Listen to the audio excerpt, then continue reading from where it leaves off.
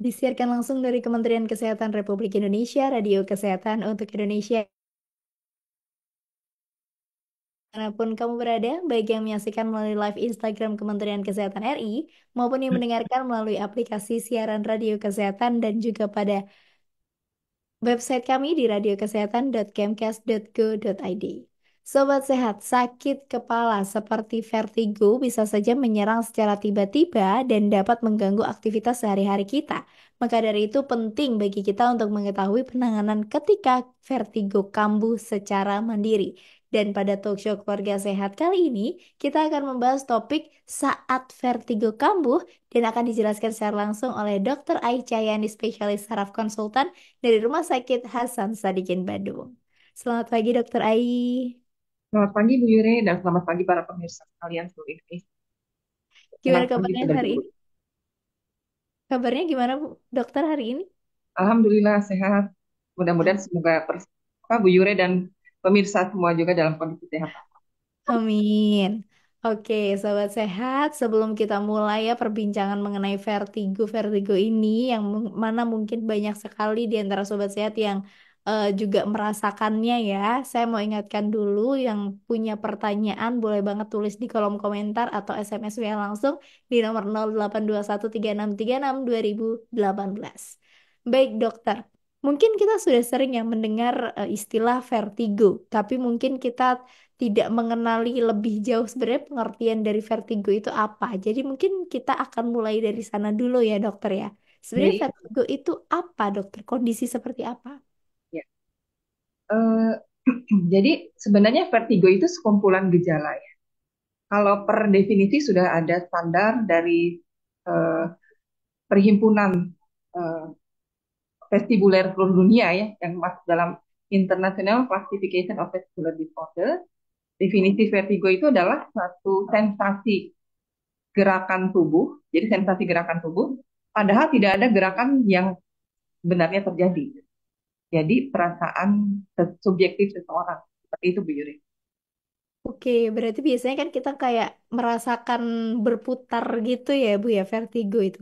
Ya, kalau Oke. dari klasifikasi sih ada beberapa macam, ada yang berputar, ada yang sensasi seperti melayang, atau seperti maju mundur, atau seperti mata yang tidak bisa diam, gitu ya.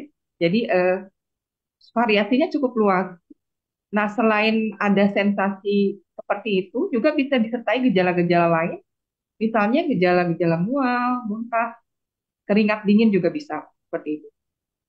Oke. Lantas kenapa dok seseorang ini bisa mengalami vertigo dan mungkin apa sih yang membedakan vertigo ini dengan sakit kepala biasa gitu karena mungkin flu, demam kayak gitu. Ya, baik. Eh, jadi kalau vertigo itu merupakan sekumpulan gejala, yang hal yang penting di belakangnya itu adalah penyebabnya, gitu. Nah, ada penyebab pusat sentral yaitu kelainan yang ada di susunan saraf pusat atau penyebab yang perifer yang berada pada organ keseimbangan telinga tengah, gitu Bu Yure.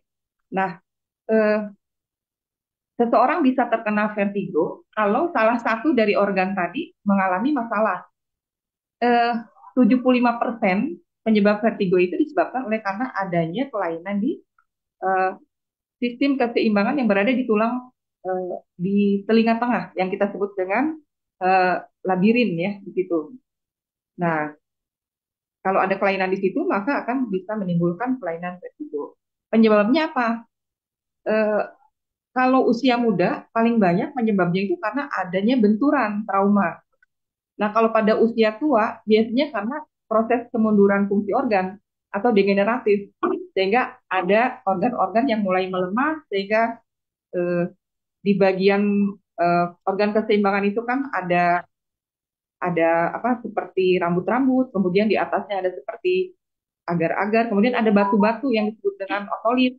Nah, otolit ini harusnya tertanam kuat, tetapi kalau pada proses degeneratif dia lepas gitu. Nah, lepasnya itu ke dalam cairan yang berada pada saluran-saluran yang disebut dengan kanalis semicircularis. Nah, itulah yang menyebabkan sensasi pusing berputarnya pada vertigo perifer, ya, yang tadi yang banyak 75%. disebutnya dengan benign paroxysmal positional vertigo atau BPPV. Begitu Bu Yure. Bu Yure masih di mute Oh iya, saya. mohon maaf. Berarti memang beragam ya Bu ya untuk penyebab penyebab dari vertigo ini, tapi rata-rata karena adanya kelainan pada organ-organ tertentu tadi ya dokter ya. Oke. Kemudian untuk gejalanya sendiri yang akan dialami oleh seseorang yang mengalami vertigo ini apa aja sih, Dok?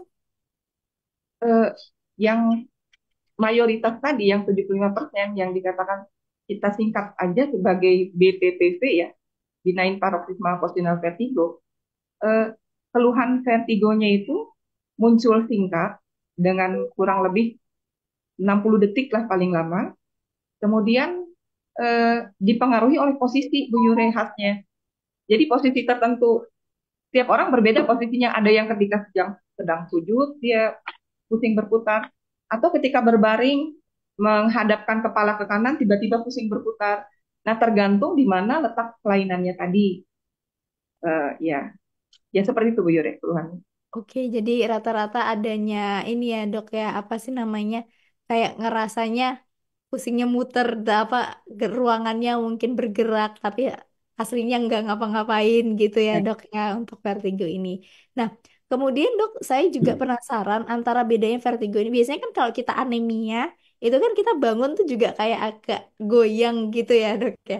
Lantas bedanya itu dengan gimana kita membedakan, oh ini karena saya anemia, oh ini karena vertigo, itu gimana Dok bedakannya? Jadi kalau perubahan posisi karena tadi bisa anemia atau bisa karena hipotensi postural. Hipotensi postural itu ketika perubahan posisi dari misalnya baring ke duduk, duduk berdiri, ada perbedaan tekanan darah lebih dari 20 mm Hg, maka itu disebut hipotensi postural. Nah, kalau itu eh, keluhannya itu akan didahului dengan eh, pandangan mungkin ya, karena gini, suplai oksigen ke otak yang kurang menyebabkan eh, seperti berkunang-kunang dulu, gitu, berkunang-kunang dulu, gitu, seperti sampai seperti mau pingsan, bedanya itu, Bu Jure. Oh, Ya, oke. ya. Kalau yang vertigo ini memang muter banget, gitu. Oh, Ya, paham. yang itu yang vertigo ya. Tapi tadi ada lagi yang dizzy tuh kayak goyang, tapi goyangnya tidak disertai dengan seperti seakan-akan mau pingsan gitu. Nah, kalau yang postural hipotensi sama yang tadi anemi, eh, ada sensasi seperti itu ya. Baik itu ya mungkin sobat sehat yang membedakan vertigo dengan mungkin kita geliur bahasa Indonesia geliur apaan ya kayak Aku yang kepala ringan, jadi kayak gimana ya?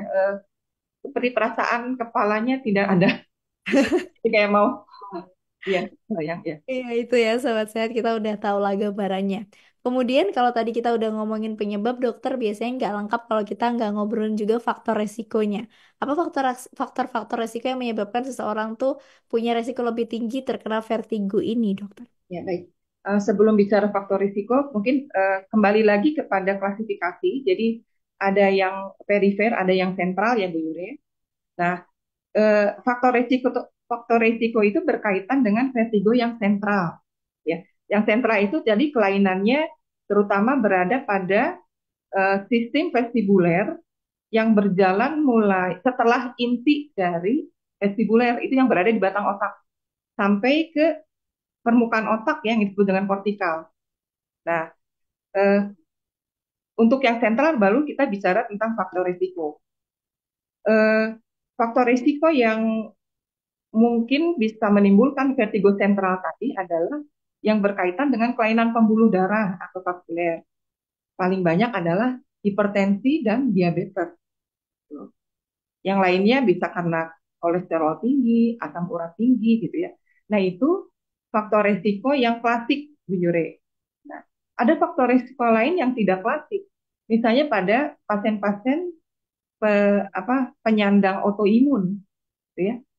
Nah, penyandang autoimun juga punya resiko untuk ada gangguan vaskulernya karena mempunyai eh, kecenderungan peradangan yang tinggi sehingga bisa radang pada pembuluh-pembuluh darahnya atau bisa timbul penyumbatan akibat kekentalan darah yang diakibatkan oleh gangguan imunnya sendiri.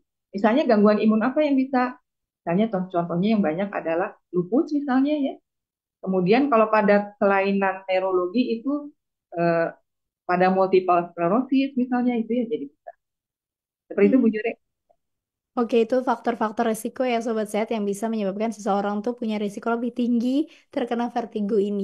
Tapi apakah sebenarnya vertigo ini itu adalah suatu penyakit tersendiri atau bisa dok vertigo ini pertanda sebuah penyakit kronis tertentu gitu? Ya, ya bagus pertanyaannya Bu Jure. Jadi vertigo itu tadi di awal saya sampaikan bahwa dia sekumpulan gejala.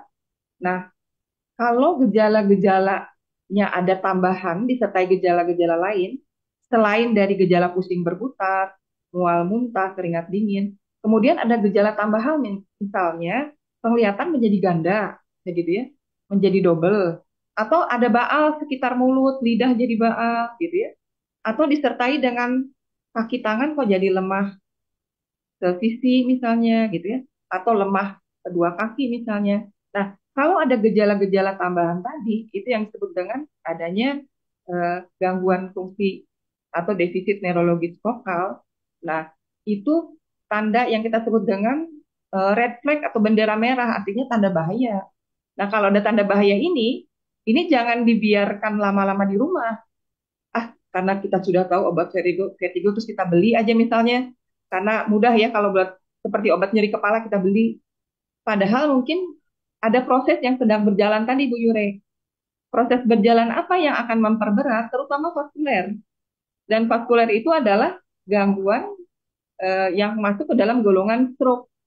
Kalau stroke kan punya yang disebut dengan golden period, periode emas. Jadi kalau dalam waktu 3 sampai 4 jam adalah periode emas di mana kita bisa mencegah kerusakan permanen akibat gangguan stroke tadi, akibat penyumbatan. Nah, jadi yang harus diwaspadai jika ada gejala-gejala tambahan, maka sudah harus segera mencari UGD emergency karena ini kegawat daruratan dari suatu vertigo gitu. Itu Bu Yure. Ya, Ya, itu ya Sobat Sehat. ya, Jadi kalau tandanya selain pusing berputar, mual, muntah tadi, terus disertai dengan tanda-tanda yang sudah Dokter Ai sampaikan, berarti harus segera ke fasilitas pelayanan kesehatan terdekat ya dokter ya. ya. Boleh ke puskesmas dulu dok kalau kayak gitu? Eh, Kalau ada tanda-tanda yang seperti tadi karena itu stroke, eh, saya saran sih langsung ke rumah sakit ya karena Oh. ada tata laksana yang dikerjakan dalam jam-jam pertama tadi. Mhm. Ya, kalau terlewati nantinya jadi dikhawatirkan jadi kerusakan yang permanen dari organ otak ya. Oke, berarti itu ya Sobat Sehat ya. Kalau udah ada tanda-tanda tadi langsung ke rumah sakit gitu. Biar penanganannya lebih komprehensif juga ya dok ya. Dan ditangani sesegera mungkin. Mungkin kalau di puskesmas nanti harus dirujuk dulu kan lama lagi Sobat Sehat. Nah, kemudian dokter banyak orang yang bilang kalau vertigo ini seringkali menyerangnya tuh tiba-tiba gitu. Terutama mungkin ketika beraktivitas. Mengapa hal ini bisa terjadi dokter? Nah ya, Eh, jadi apa namanya istilah tiba-tiba itu memang menjadi sesuatu yang kita banyak kaitkan dengan kelainan pembuluh darah ya. Tiba-tiba sedang aktivitas pusing berputar hati-hati yang tiba-tiba itu eh, kelainan pembuluh darah. Sehingga kenapa kita sebut dengan stroke? Stroke jadi sesuatu yang seperti kilat menyambar tiba-tiba gitu. Nah, eh, kenapa tiba-tiba? Karena tadi saat aliran darah normal semuanya berjalan baik. Ketika sesuatu menyumbat, karena sumbatan itu juga bisa akibat sumbatan lemak misalnya, sumbatan pecahan dari dinding pembuluh darah yang lepas ya, sumbatan putih kita sebut ya, white thrombus. Nah itu, nah begitu dia nyumbat, tentunya akan menyebabkan aliran di ujung itu terhenti. Nah begitu terhenti, terjadi gangguan yang kita sebut turunnya aliran darah atau iskemi. Nah iskemi itu menyebabkan proses di sekitarnya, sehingga timbullah kelainan sesuai dengan tempat di mana sumbatan tadi berada, Yure. Jadi kalau misalnya tadi sumbatannya di batang otak atau otak kecil cerebellum, maka langsung terjadi vertigo gitu yang mendadak tadi. Nah, itu yang mendadak untuk yang sentral ya Bu Yure. Nah, untuk yang BPPV itu juga banyak dikeluhkan mendadaknya tapi pagi ketika bangun tidur karena perubahan posisi. Begitu bangun, jadi perubahan posisi ada karena ada kelainan tadi di organ telinga tengah tadi yang berada di kanalis misalnya ya di saluran-saluran telinga tengah, maka itu pun seperti mendadak. Tapi dua mendadak yang berbeda Bu Yure. Kalau yang tadi yang ringan tadi yang binain itu tidak disertai gejala-gejala tambahan seperti yang ada yang stroke gitu ya. Itu yang membedakannya. Nah, itu ya Sobat Sehat, kenapa kok mendadak. Dan tapi kalau yang mendadak-mendadak ini perlu diwaspadai banget ya dokter ya. Oke, Ya, itu karena ya. tadi Jadi udah ada yang mendadak-mendadak nih mending periksa aja lah ya justru. Jangan ditunda-tunda gitu. Mentang-mentang tadi kata dokter, ayah udah ada obatnya. Terus ntar aja daripada nanti tambah parah ya dok ya. ya betul.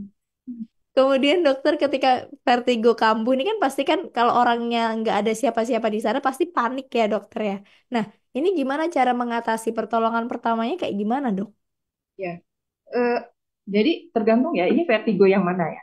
Kalau vertigo yang ringan, benign, paroxysmal positional vertigo itu eh, posisikan pada posisi stasioner. Jadi karena dia kan tadi dipengaruhi posisi bisa kanan kiri, merunduk atau ke belakang, sehingga posisi yang dirasakan nyaman. Karena dengan dirasakan misalnya dengan terlentang, kepala ke atas nyaman, nah itu dalam waktu kurang dari 60 detik, maka si batu-batu yang melayang tadi dia akan turun ke akibat gravitasi ke tempat paling bawah dan itu akan menghilangkan sensasi vertigonya. Itu yang untuk benign. Tapi untuk yang sentral, eh, apa yang harus diatasi? Nah, ketika sentral itu dia akan berjalan proses kelainannya. Sehingga kalau yang proses sentral itu mau tidak mau dan vertigonya juga akan lama, Bu Yure. Itu bisa berjam-jam, berhari-hari, eh, ti- tidak mudah hilang dengan obat-obatan yang untuk anti vertigo. Karena kan sesuatu sedang berjalan kelainannya. Sehingga kalau yang ini memang eh, apa yang bisa dilakukan ya sesegera mungkin dibawa ke fasilitas sakit. Kalau misalnya ada muntah, mungkin posisikan kepalanya ke kiri. Jangan sampai ada muntahan yang eh, masuk ke dalam paru-paru karena kadang-kadang ada penyerta, gejala penyerta ketika pasien vertigonya sentral karena stroke kemudian muntahannya malah masuk ke paru-paru, terjadi infeksi tambahan, infeksi paru-paru misalnya seperti itu. Masih mute Bu Yure, maaf. Oh iya. Oke, itu ya. Jadi sobat saya cara mengatasi vertigo ada beberapa hal yang perlu diperhatikan. Tadi mungkin bisa dicatat ya kalau sobat saya udah paham dirinya punya vertigo gitu. Jadi biar nggak panik ketika vertigonya menyerang. Kemudian kalau latihan dokter, ada nggak latihan yang bisa dilakukan untuk mengatasi masalah vertigo ini? Ya, latihan-latihan yang bisa dilakukan yang kita sebut dengan vestibular rehabilitasi terapi (VRT) itu eh, meliputi organ-organ yang terlibat pada pengaturan keseimbangan antara lain mata ya di situ, kemudian organ telinga tengah dan juga eh, sistem yang kita sebut dengan proprioseptif atau bagian dari indera perasa ya, sensorik ya. Jadi caranya seperti apa? Nah, mulai dari mata. Nah, mata itu ada latihan gerak bola mata, Bu Yure. Jadi gerak bola mata itu, jadi kita bisa dengan menyimpan atau menaruh objek di depan mata ya, misalnya seperti ini, bisa kepalanya diam, matanya yang bergerak, jadi mengikuti gerakan objeknya ke kiri ke kanan, begini ya. Bisa kita ulang 10 sampai 20 kali. Kemudian ke atas ke bawah, begini ya. Atau objeknya yang diam di depan, kepala yang kita gerakan, tapi mata tetap fokus. Nah, ini yang disebut dengan latihan refleks gerakan bola mata. Okuler vestibular refleks. Jadi, ada refleks yang mengaitkan organ keseimbangan dengan mata. Okuler vestibular refleks ya. Jadi, kita gerakan begini, matanya tetap ke depan. Terus, eh, atas bawah, tapi matanya tetap ke tengah. Jadi, kepalanya aja yang digerakkan begini. Nah, walaupun kelihatannya simpel, tetapi gerakan-gerakan ini memberikan perbaikan pada pasien-pasien yang sudah memang mempunyai vertigo kecenderungan berulang. Tadi kan ada benign paroxysmal vertigo atau nanti yang vertigo sentral yang nantinya ada gejala sisa. Sehingga untuk mencegah kekambuhan perlu latihan. Itu yang mata ya, Bu Yure. Tidak cukup dengan mata, ada gerakan-gerakan lain di mana gerakan yang melibatkan eh, otot-otot besar, misalnya otot bahu nih.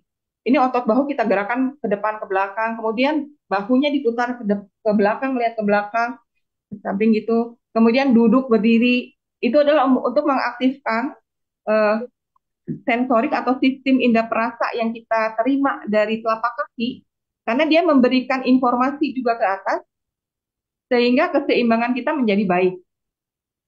Pada posisi apapun, jadi informasi yang dari kaki itu penting, sehingga kita tidak terjatuh gitu. Nah, sehingga pada orang yang vertigo pun ini harus dilatihkan. Semuanya harus bekerja sama antara sistem tadi, indera perasa tadi, mata, dan juga keseimbangan.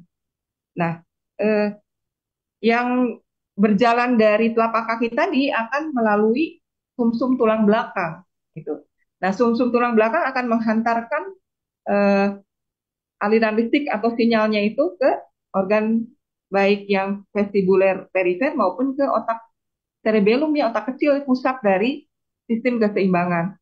Nah, ini yang bisa dilatihkan di rumah seperti itu Bu Yure. Oke, itu ya Sobat Sehat beberapa hal latihan yang saya rasa ini cukup sederhana ya dan bisa dilakukan di mana aja ya dokter ya. Jadi Gitu. mungkin bagi Sobat Sehat yang punya vertigo bisa dilakukan latihan tersebut. Terus dokter saya tuh kemarin baca-baca ada di situ disebutkan kayak manuver Epley, kemudian brand Darov dan juga manuver Simon Taupet. Nah, itu tuh manuver-manuver apa sih dok? Katanya di situ diklaim menjadi salah satu cara untuk mengatasi vertigo gitu. Ya. Nah, manuver itu sebenarnya adalah suatu terapi ya. Dan terapi itu kita tegakkan setelah ada diagnosa. Jadi Oke. penyakitnya dulu harus ditentukan. Tidak semua vertigo bisa ditata laksana dengan manuver tadi. Nah, manuver tadi berguna jika kelainannya adalah suatu benign paroxysmal positional vertigo tadi. Vertigo jinak yang disebabkan oleh karena lepasnya eh, batu-batu kalsium ya di telinga tengah yang masuk ke dalam saluran-saluran. Nah, kalau dengan gerakan-gerakan tadi maka diharapkan si batu-batu tadi akan berpindah ke tempatnya sehingga tidak melayang-layang dalam cairan yang berada di saluran. Begitu. Dan pilihan tadi EPLI untuk apa? Nah, EPLI pun kita tidak bisa lakukan sendiri karena posisi kepala itu akan berada eh, 30 derajat di belakang kepala. Jadi kalau baring itu agak beresiko untuk eh, ini apa cedera leher, Bu Yure.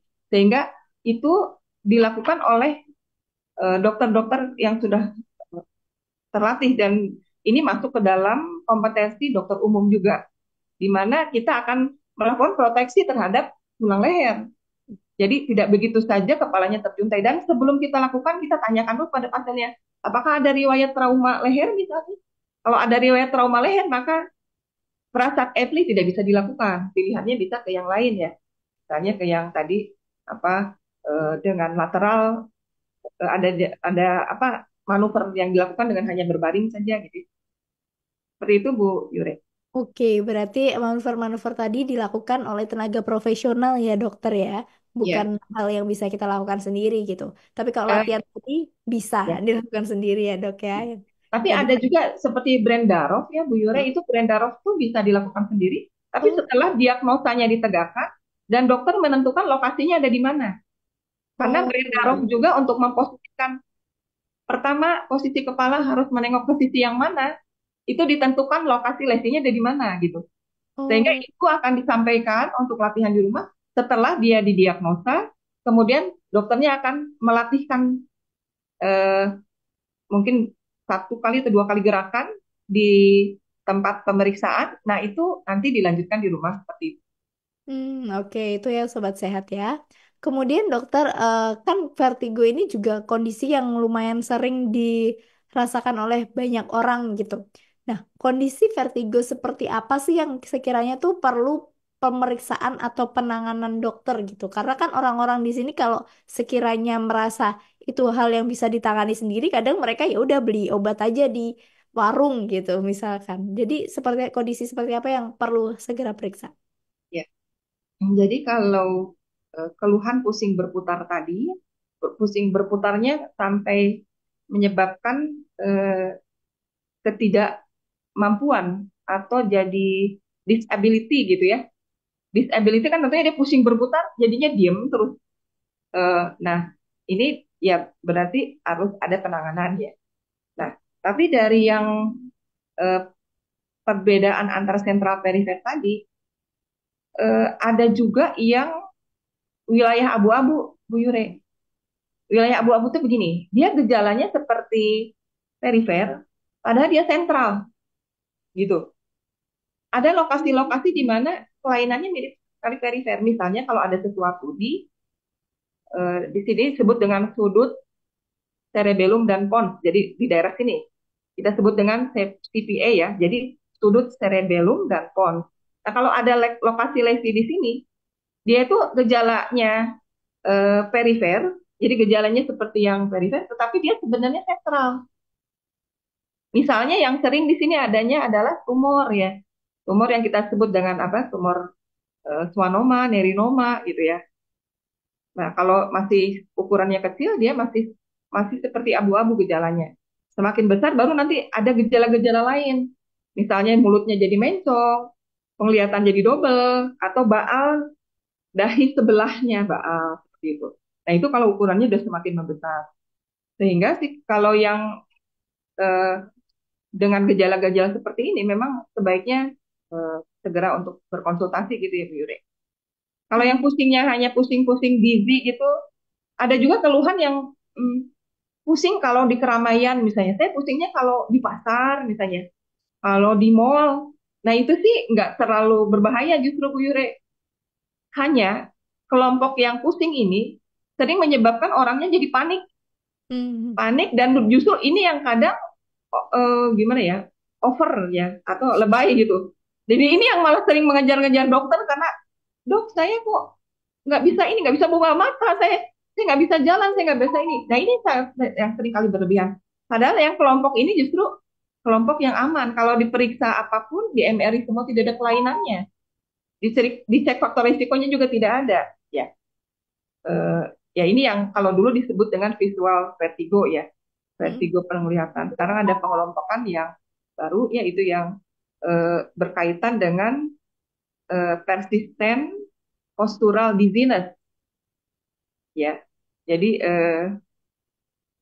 nah itu ini yang dibilang yang mana yang boleh. Nah kalau yang ini mah tenang aja ini nggak apa-apa. Kalau cuma geleyengan, ini kok banyak orang kok jadi geleyengan, oh tenang aja, duduk aja dulu gitu nggak apa-apa gitu.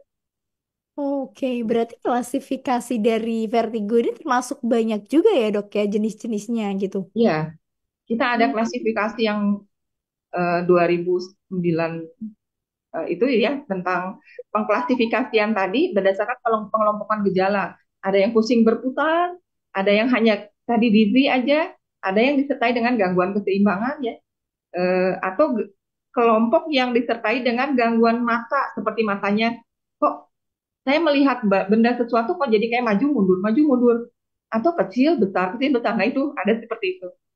Oke, Ya, berarti variatif juga ya dok ya. Dan ya.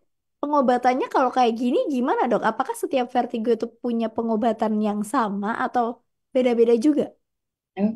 Eh, Kalau untuk simptomatik pengurang gejala, jadi obat itu kan kita bagi ya simptomatik, jadi artinya untuk pengurang gejala, kausatif artinya untuk penanganan penyebab. Nah kalau simptomatik semua bisa masuk. Misalnya ini supaya vertigonya berkurang aja, mau di yang sentral kita bisa berikan, mau yang perifer juga bisa berikan untuk mengatasi kondisi ketidaknyamanan akibat pusing berputarnya. Tetapi yang penting adalah tadi penyebabnya apa. Nah, untuk terapi kausatifnya ini berbeda-beda. Kalau yang sentral tadi, kalau sentral penyebabnya adalah vaskuler, artinya kelompok stroke tadi, penanganan faktor risiko ya, untuk diabetesnya misalnya, hipertensinya, kolesterol yang tinggi, ya, asam urat, nah itu harus diberikan terapi itu. Kalau dia penyebabnya tumor misalnya, nah tumor itu kan ada yang tata laksananya dengan operasi, Ada yang dengan sinar misalnya, atau dengan target terapi. Sekarang ya ada beberapa modalitas terapi untuk tumor gitu. Nah, kalau yang BPPV tadi, yang akibat yang di telinga tengah ya, vertigo perifer. Nah, itu justru terapinya dengan terapi gerakan, yang Epley manuver, Dendaro gitu ya, seperti itu. Oke, berarti beragam juga ya dok ya pengobatannya. Tapi untuk sebelum pengobatan kan biasanya akan diperiksa ya dok, ditentukan diagnosis terlebih dahulu. Nah, pemeriksaan apa aja sih yang akan dilakukan gitu dok untuk menegakkan ini tuh vertigo dan jenisnya ini gitu? Ya, jadi kalau pemeriksaan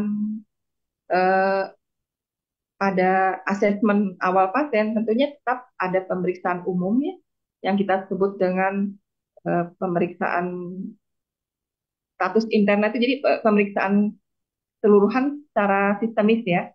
Dari mulai tekanan darah misalnya itu kan kita periksa tadi yang kayak gitu ya. Eh, Kemudian periksa juga kondisi umum dari eh, penyakit dalamnya ya. Nah, itu yang umum. Kemudian yang khususnya pemeriksaan neurologis yang kita lakukan, eh, pemeriksaan neurologis umum itu biasanya kita lakukan dari mulai pemeriksaan kaku kuduk misalnya, kemudian pemeriksaan saraf otak ya. Setelah saraf otak, kemudian pemeriksaan motorik.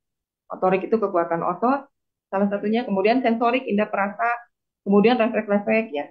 Nah itu.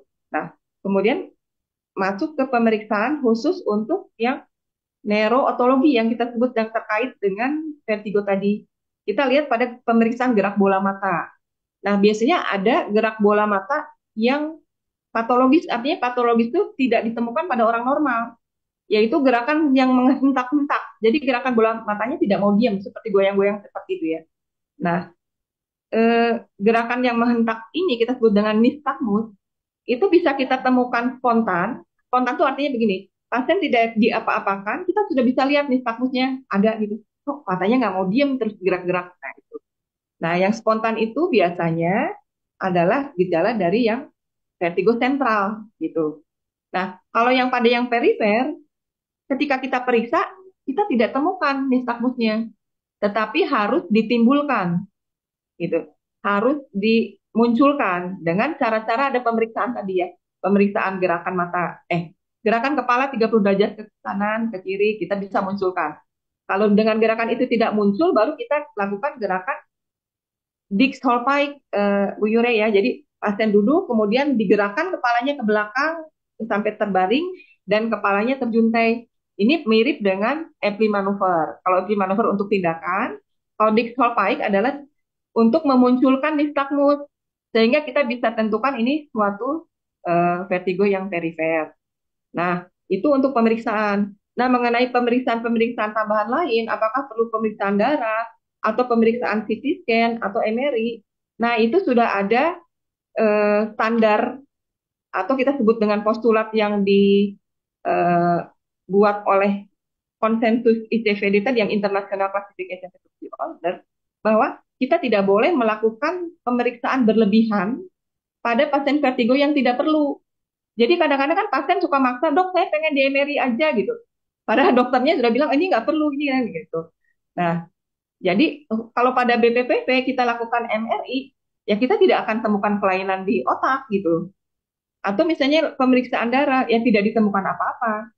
Nah, sehingga dokter yang akan menentukan pemeriksaan lanjutan apa yang akan dilakukan. Nah, untuk BPPV tidak perlu pemeriksaan-pemeriksaan lanjutan seperti itu, Bu Yure. Begitu ya, Bu Yure. Oke, berarti memang pemeriksaannya komprehensif ya dokter ya dari mulai indera-indera juga diperiksa gitu sobat sehat ya. Kemudian dokter untuk vertigo ini tuh sebenarnya dia tuh bisa disembuhkan atau dia hanya bisa dikontrol dokter? Ya.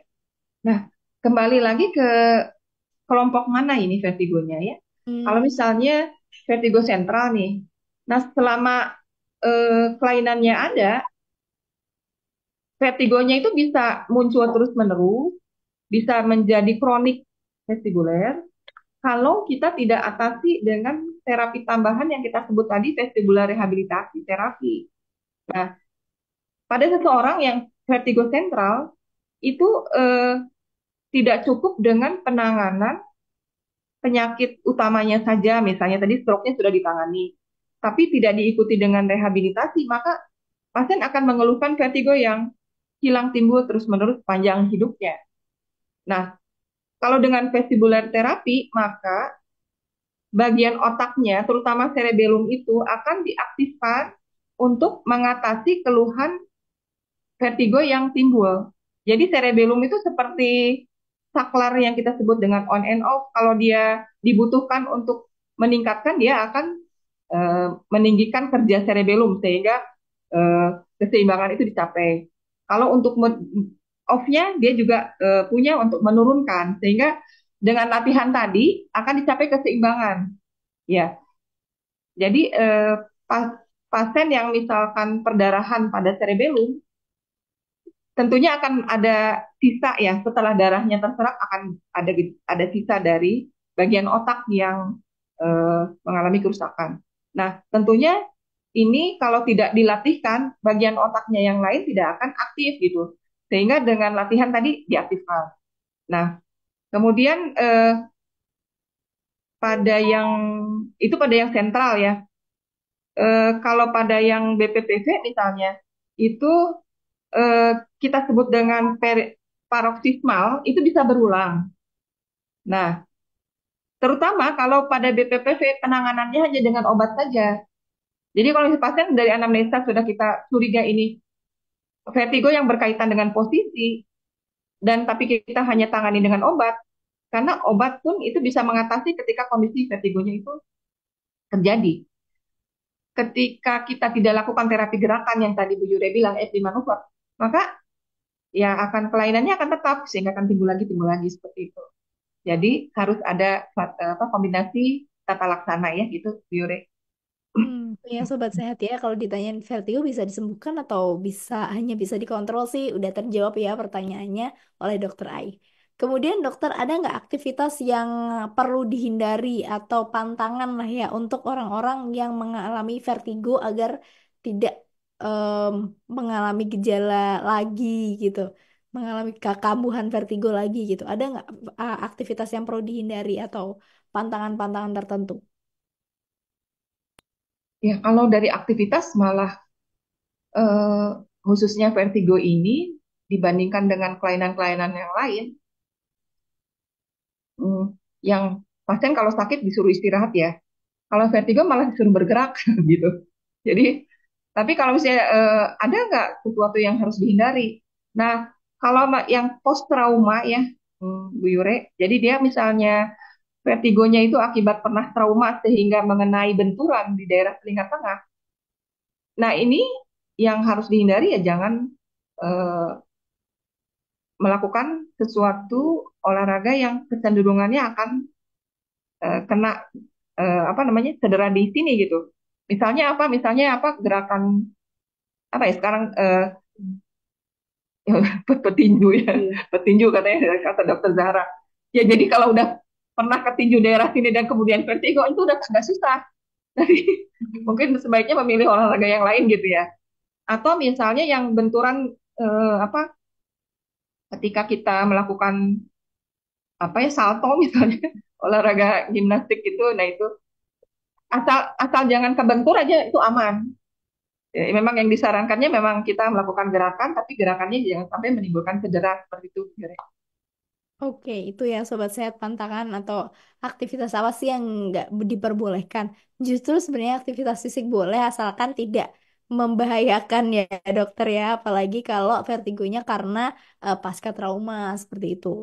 Nah dokter ini sudah ada banyak banget pertanyaan yang masuk soal vertigo, jadi kita akan jeda terlebih dahulu. Dan untuk sobat sehat yang masih punya pertanyaan silahkan ditulis di kolom komentar atau SMS WA langsung di nomor 0821 3636 2018.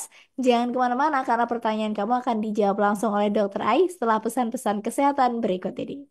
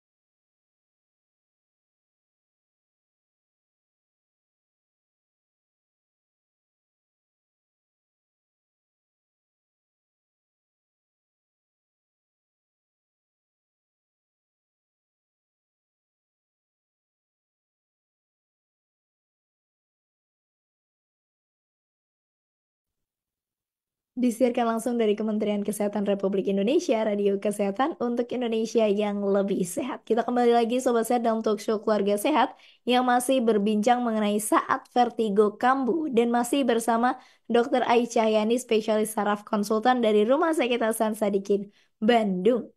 Oke, baik dokter, ini sudah ada banyak banget pertanyaan yang masuk dari Sobat Sehat ya. Berarti bener ya dok ya, banyak orang yang vertigo gitu. Kita mulai dari ini Mas atau Mbak. Ya udah kita langsung bu. Kak Yus.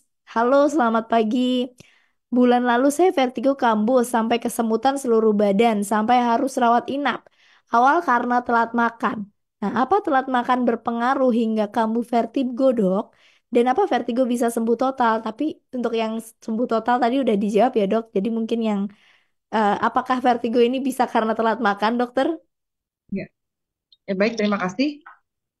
Jadi karena tadi kan organ yang kita sebut pengatur keseimbangan, kita sebut kan organ vestibuler, itu berjalan dari beberapa jalur ya. Ada jalur yang dari bawah, kemudian ada jalur dari telinga tengah, kemudian ada dari sampai berjalan ke pusat-pusatnya. Salah satu pusat keseimbangan itu berada di titik apa namanya, inti selnya itu ada di batang otak. Nah, di batang otak itu dekat posisi pengatur eh, mual muntah yang kita sebut dengan area postrema gitu ya. Sehingga kalau misalnya itu ke trigger atau ke apa ya, kepicu karena tadi kita misalnya eh, telat makan ya, sehingga jalur ada saraf nomor 10 itu kan panjang dari lambung berjalan sampai ke batang otak. Nah, itu kepicu gitu. Jadi listriknya ke apa ya? Kesentil gitu. Sehingga terjadilah sensasi yang seperti tadi. Mulai dia mengenai sekitarnya sehingga kena di jalur vestibulernya, mulai pusing, mual, misalnya sampai muntah. Nah, itu yang bisa dijelaskan. Tetapi mengenai bisa kesemutan, tadi kesemutan ya sampai seluruh tubuh. Nah, ini yang agak harus dicari penyebabnya. Kalau sudah berkaitan dengan kesemutan seluruh tubuh, artinya ini ada kelainan sensorik ya. Sehingga ini yang harus dicari apakah di ada kelainan lain yang menyertai. Bisa kelainan struktural atau kelainan metabolik. Kalau metabolik misalnya, apakah juga ada gangguan elektrolit, kalsiumnya rendah, kaliumnya rendah misalnya gitu, atau memang ada kelainan struktur di pusat sensorik, di pusat otak yang ada. Ini bukan nakut-nakutin, maaf Bu, karena ada juga yang mengeluh seperti demikian. Ketika dicari kemungkinan kelainan ke arah pusat, ternyata ditemukan kelainan autoimun yang ada di neurologi tadi yang kita sebut multiple sclerosis. Kita temukan misalnya ternyata lesi yang kecil-kecilnya berada pada daerah sensorik sentral, sehingga gejalanya seperti itu. Ya, mungkin itu yang bisa dijelaskan. Oke, itu untuk Kak Yus ya. Semoga terjawab pertanyaannya. Jadi kalau mau lebih lengkap lagi boleh lah ya diperiksakan gitu. Walaupun sekarang udah sembuh mungkin ya.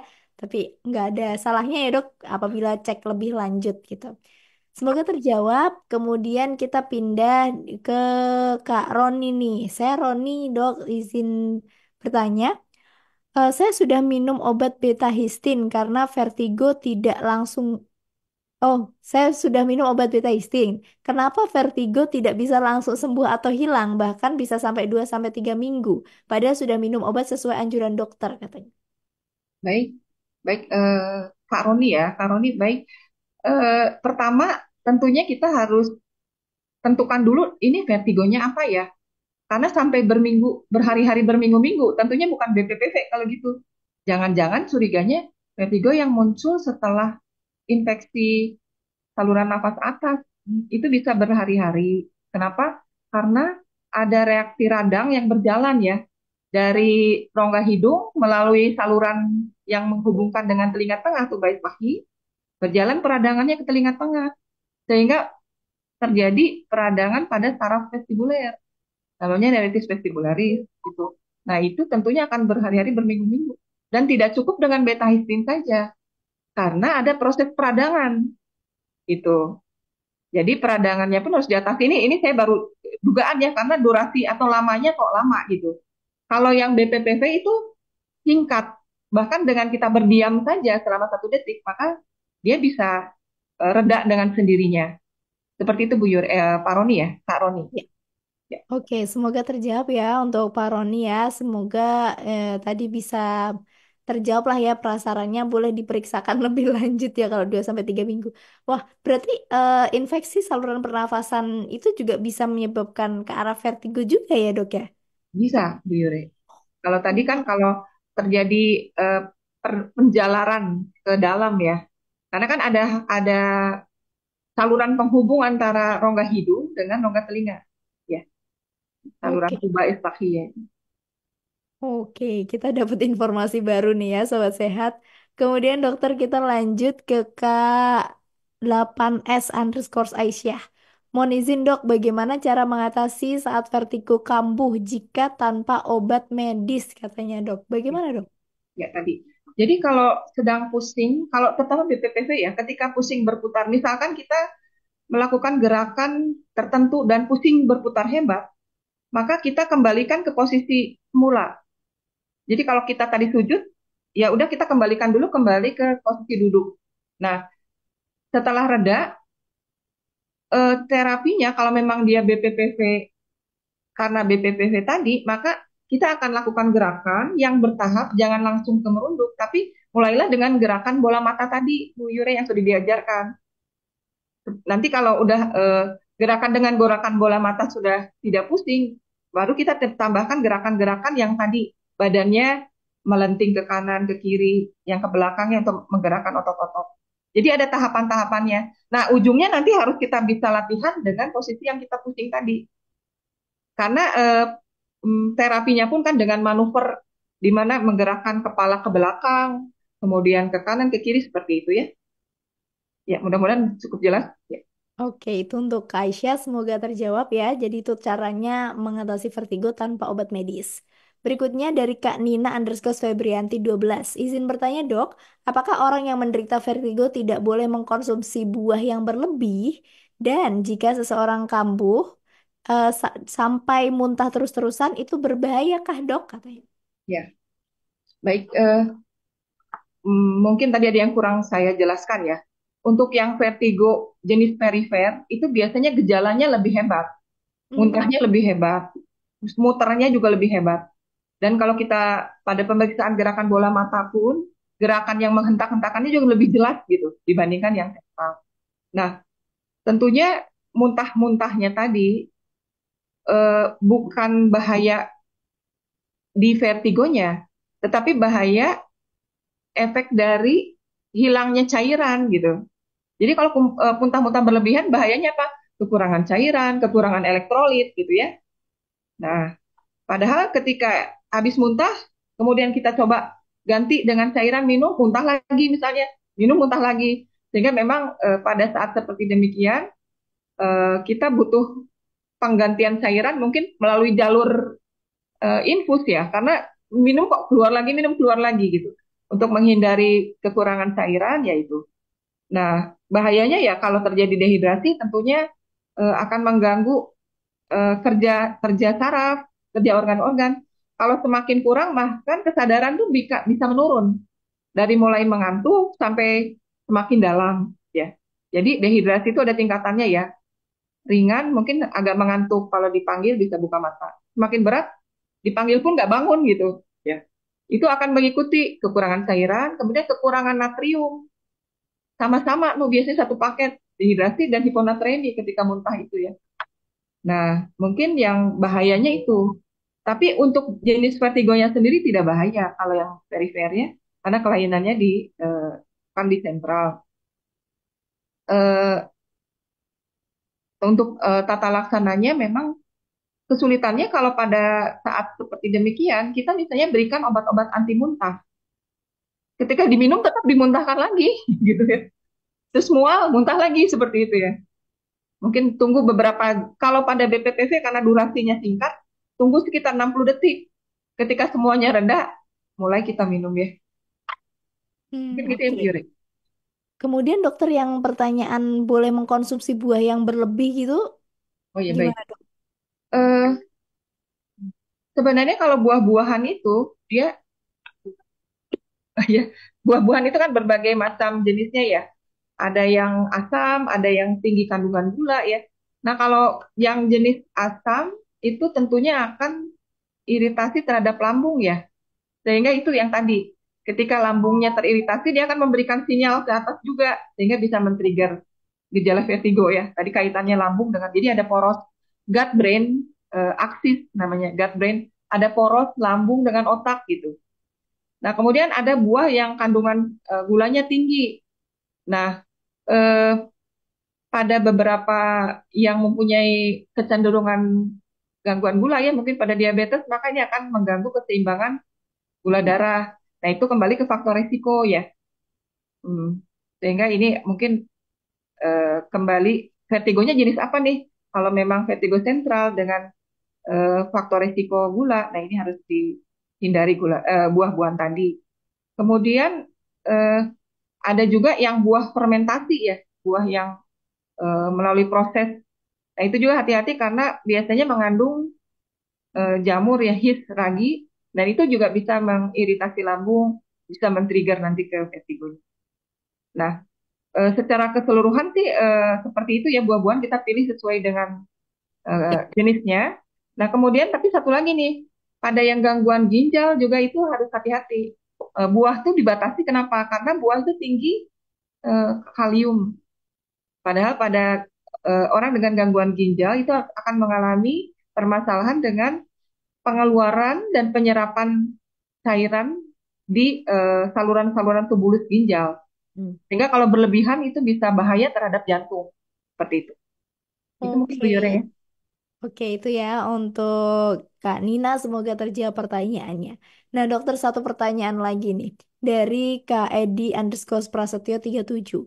Kebanyakan minum es bisa buat vertigo kah, dok, katanya? Bisa, dok? Kebanyakan minum es, sebentar ya. Kalau minum es itu memang nanti kan kontaknya dengan lambung ya. Mm-mm. Lambung teriritasi. Jadi sebenarnya secara kalau pasiennya belum pernah vertigo, dia tidak menjadi penyebab.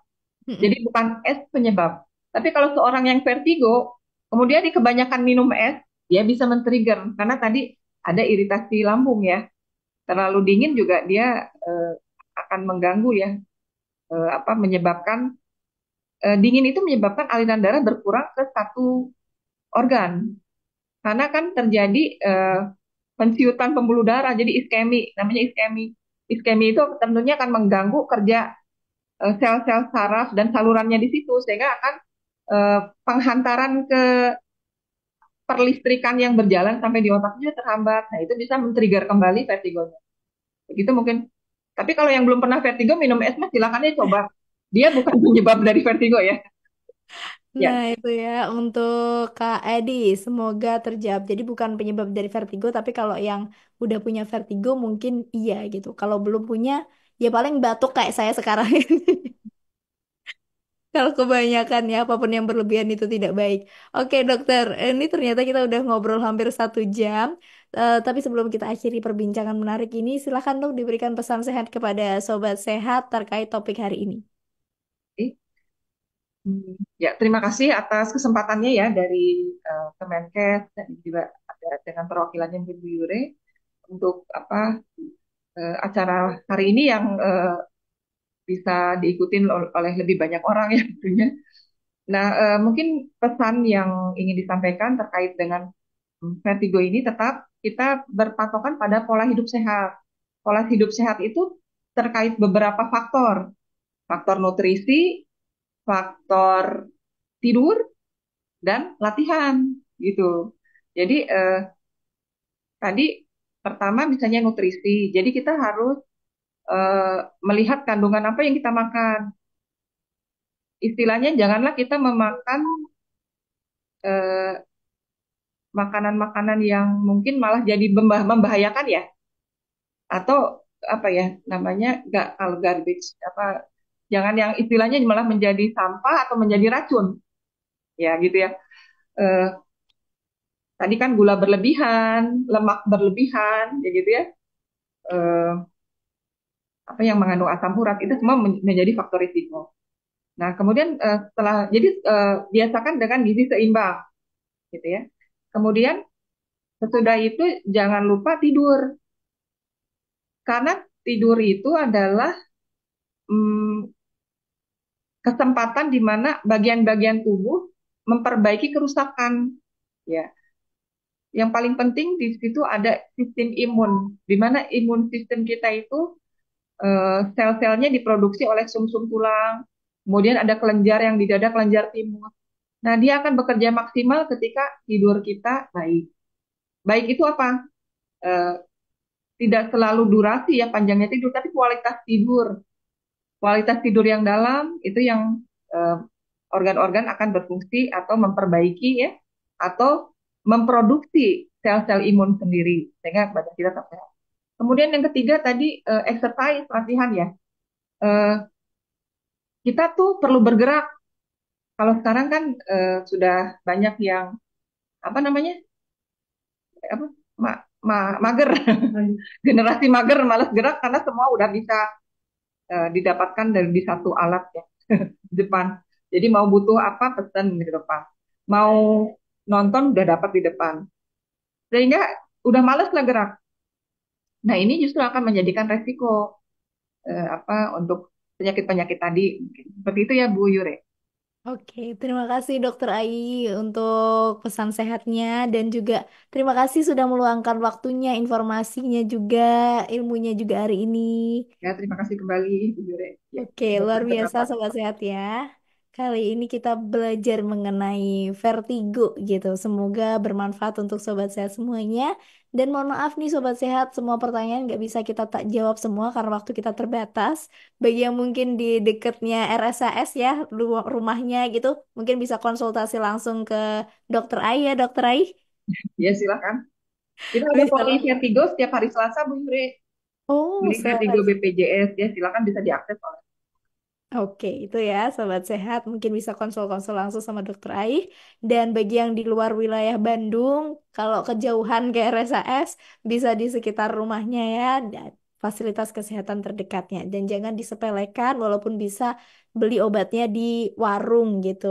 Ya paling nggak kita sekali-sekali lah periksa kalau misalkan memang ada sesuatu yang perlu ditangani lebih lanjut, kan lebih baik sedini mungkin ya dokter ya. Oke, itu sobat sehat. Lagi-lagi semoga bermanfaat untuk hari ini. Terima kasih atas antusiasme yang luar biasa. Bagi yang baru bergabung, yang terlambat bergabung, bisa nanti melihat siaran ulangnya di Instagram Kementerian Kesehatan RI. Mungkin itu saja yang bisa kita sampaikan. Saya Yure dan Dr. Aifai undur diri. Pamit ya Sampai terima jumpa. kasih. Salam sehat.